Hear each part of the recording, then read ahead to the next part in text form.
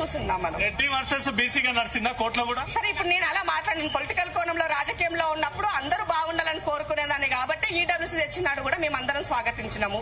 So వాళ్ళ అక్కస్తోన రేవంత్ అన్న చేసినటువంటి నిర్ణయాన్ని వ్యతిరేకిస్తూ పోయినటువంటి వాళ్ళు ఆలోచించుకోవాల్సిన అవసరం ఉన్నది. ఇంటి బిడ్డ ముందు వాడి ఒక పని చేసినప్పుడు ఇంటి బిడ్డను స్వాగతించి ఆశీర్వదించాల్సినటువంటి వాళ్ళు ఆయనకు వ్యతిరేకంగా పనిచేసిన వాళ్ళు ఆలోచించుకోవాల్సిన అవసరం. పెద్ద దెబ్బ అనుకోవచ్చా ఇది?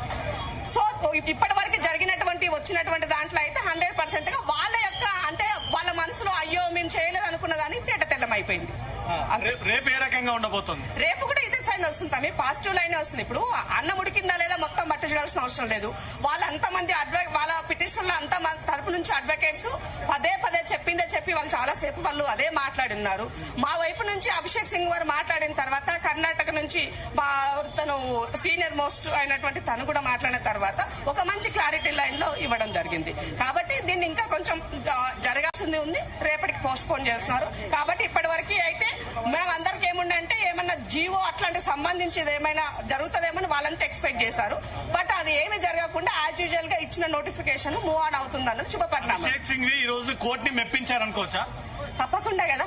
ఓ సీనియర్ మోస్ట్ అడ్వకేట్, సుప్రీంకోర్టులో కొన్ని సంవత్సరాల పనిచేసిన వ్యక్తి, సో టెక్నికల్ గా అన్ని అంశాలు తెలిసిన వ్యక్తి కాబట్టి 100% వాళ్ళ తన యొక్క వాదన ద్వారా వాళ్ళకి కూడా చెప్పగలిగినాడు. క్రాస్ టాక్ జరిగేటప్పుడు కూడా 100% తన వైపు నుంచి తను పాజిటివ్ సైన్ లోనే ఇచ్చిన ప్రతి పాయింట్ కూడా తను చెప్పడం జరిగింది. ప్రభుత్వం తరపున మంత్రులే కనిపించారు కానీ ఇతర పార్టీ నాయకులు ఎవరు కనిపించలేదు. అంటే ప్రభుత్వం ఒక బాధ్యతగా పని తీసుకున్నది కాబట్టి అందరూ మంత్రులు బీసీ బిడ్డలు అందరూ కూడా వచ్చి ఇవాళ దానికోసం నిలబడి హైకోర్టులో ప్రభుత్వం అంతా వచ్చి నిలబడ్డట్టుగా కనబడ్డది. యాక్చువల్ గా మేము చాలా పిన్ డ్రాప్ సైడ్ లో వెనుక కూర్చొని వింటున్నాం ఏం జరుగుతుంది అని దానికి. సో ఇది ఒక మంచి ఎక్స్పీరియన్స్. తెలంగాణ ఉద్యమం తెలంగాణ మూవ్మెంట్ లో జరిగినటువంటి ఎట్లయితే ఉండిందో ఇవాళ బీసీ బిడ్డల హక్కుల కోసం కూడా ఆ రకమైన ఫీల్ కలిగింది. ఎన్నేళ్ల ఆకాంక్ష మేడం బీసీ రిజర్వేషన్? 70 సంవత్సరాలు కదా తమ్మి. స్వతంత్రం వచ్చినప్పటి నుంచి బీసీలకి చట్టబద్ధ రిజర్వేషన్ కావాలని కోరుకున్న దాంట్లో ఇవాళ వచ్చినటువంటిది. సో రేవంత్ అని ఒక హిస్టారికల్ విజయం వైపుకి అడుగులు వేస్తారని చెప్పాల్సిన అవసరం.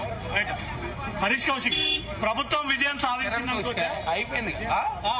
అంటే రాష్ట్ర ప్రభుత్వం తరఫున చేయాల్సినటువంటి వాదనలు కావచ్చు, చేయాల్సినటువంటి ప్రక్రియ కూడా చాలా అద్భుతంగా చేసినట్టుగా కనపడింది. ఎందుకంటే ఎక్కడ కూడా చీఫ్ జస్టిస్ గారు దాన్ని ప్రశ్నించిన సందర్భం లేదు, ఎక్కడ కూడా మీరు తప్పు చేసినని చెప్పేసి చీఫ్ జస్టిస్ గారు చెప్పిన పరిస్థితి లేదు.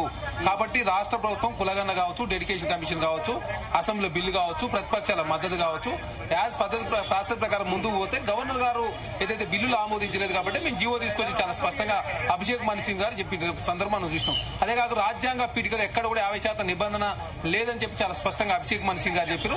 అది సుప్రీంకోర్టు పెట్టినటువంటి నిబంధన మాత్రమే చెప్పి చాలా స్పష్టంగా మాట్లాడిన పరిస్థితి మనం చూసినాం. కాబట్టి ఇవన్నీ విన్న తర్వాత ఖచ్చితంగా రేపు గవర్నమెంట్ తీసుకొచ్చిన 40% జీవోను సమర్థించే విధంగా జడ్జిమెంట్ వస్తుందని చెప్పేసి భావిస్తాం. ఒక బీసీ వాదిగా మీరు ఏం చెప్తారు ఈ రోజు హైకోర్టులో జరిగిన వాదనల మీద? ఈ రోజు జరిగినటువంటి వాదన సక్సెస్ఫుల్ గా, వాస్తవానికి ప్రభుత్వం వాదన అంతా కూడా బీసీల మీద ఉన్నది.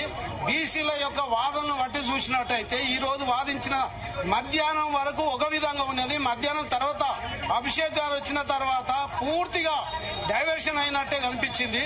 మొత్తం వాదన విన్న తర్వాత లాయర్లు, విద్యార్థులు, యువకులు, ఉద్యమకారులు అందరూ కూడా ఏకమయ్యి దీన్ని ముందుకు తీసుకొచ్చారు. 100% ఇది ప్రభుత్వం తరఫున ఇది న్యాయం జరుగుతుందని అందరికి ఒక అవగాహన వచ్చింది. ఇది యొక్క ప్రజల విజయం కాదు, అందరి విజయం, ప్రభుత్వం విజయం కూడా అనుకుంటున్నాం. రేపు ఇది ఒకవేళ కిందికి మీదకి ఏమైనా అయితే ఉద్యమం మాత్రం ఖచ్చితంగా జరుగుతుంది. బీసీల ఐక్యత మాత్రము బ్రహ్మాండంగా ముందుకు వచ్చిందని తెలియజేస్తాం. మీరేం చెప్తారు ఉదయం నుంచి సాగిన ఆర్గ్యుమెంట్స్ మీద? నిజానికి ఈ రోజు ఉదయం నుంచి బీసీ సంఘాలు కావచ్చు, ఇవాళ మేము బీసీ ఉద్యమ వేదిక తరఫున కూడా ఇంప్లీట్ కావడం జరిగింది. నిజానికి మార్నింగ్ నుంచి కూడా ఎంతో ఉత్కంఠతతో మేము ఎదురు చూడటం జరుగుతుంది.